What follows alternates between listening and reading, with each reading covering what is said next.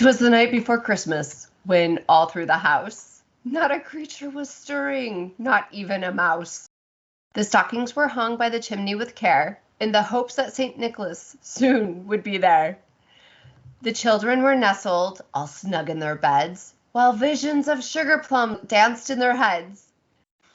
And Mamma in her kerchief and I in my cap had just settled our brains for a long winter's nap, when out on the roof there arose such a clatter, I sprang from my bed to see what was the matter. Away to the window I flew like a flash, tore open the shutter, and threw up the sash. The moon on the breast of the new-fallen snow gave the luster of midday to objects below, when what to my wondering eyes should appear but a miniature sleigh and a tiny reindeer.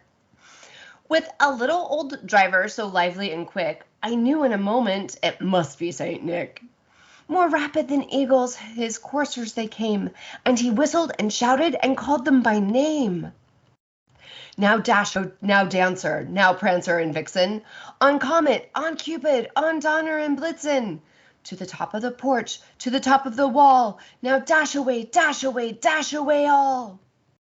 As the leaves that before the wild hurricane fly, when they meet with an obstacle, mount to the sky, so up to the housetop the coursers they flew, with a sleigh full of toys, and St. Nicholas too.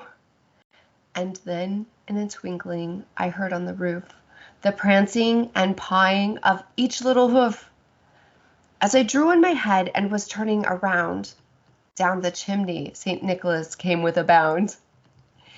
He was dressed all in fur, from his head to his foot, and his clothes were all tarnished with ashes and soot.